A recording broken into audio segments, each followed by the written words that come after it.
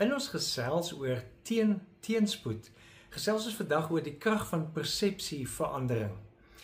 Wanneer mens gesels oor teenspoed hanteer, dan leer Paulus vir ons 'n besondere geestelike waarheid. Dis die waarheid dat wat met ons gebeur, beslis nie hoef te bepaal hoe ons dit hanteer nie. Met ander woorde, dit hoef nie te bepaal hoe ons dit ervaar nie. Hoe skryf hy dit in 2 Korintiërs 6 vers 8 tot 10? Ons ontvang eer en oneer. Ons word beledig en geprys. Ons word behandel as verleiers en tog is ons betroubaar. As onbekendes en tog is ons goed bekend. As sterwendes en soos julle sien, ons lewe.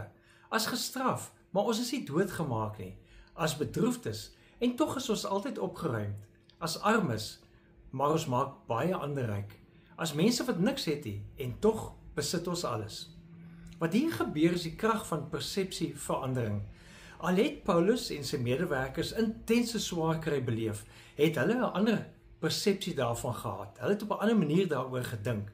Hulle het dit geïnterpreteer vanuit die perspektief dat hulle dit vir Jesus doen en dat hulle besig is met die uitbreiding van die koninkryk van God, die koninkryk van liefde. Die bekende sielkundige Martin Seligman beskryf 'n soortgelyke konsep as hy sê, dis wanneer ons aangeleerde hulpeloosheid vervang met aangeleerde optimisme.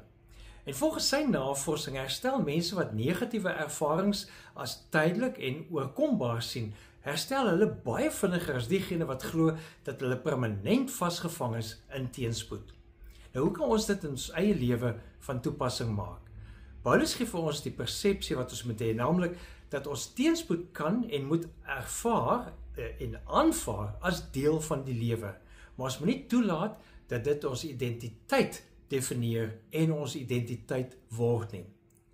Hoe doen ons dit? Ons vra ander vrae. Vrae wat ons kan help om teenspoed te herinterpreteer, sodat ons persepsie daarvan kan bly verander en groei. Ek weet dit is moeilik, maar met Jesus hulp is dit moontlik. So vra dus, hoe kan ek geestelik groei deur die situasie waarin ek nou is en wat ek as teenspoed beleef? Hoe kan ek hierdie situasie moontlik later gebruik as 'n geleentheid om te getuig van God se nabyheid en selfs God se wonderwerke? Dit sal ons dinge in 'n ander lig laat sien. Leef geïnspireerd.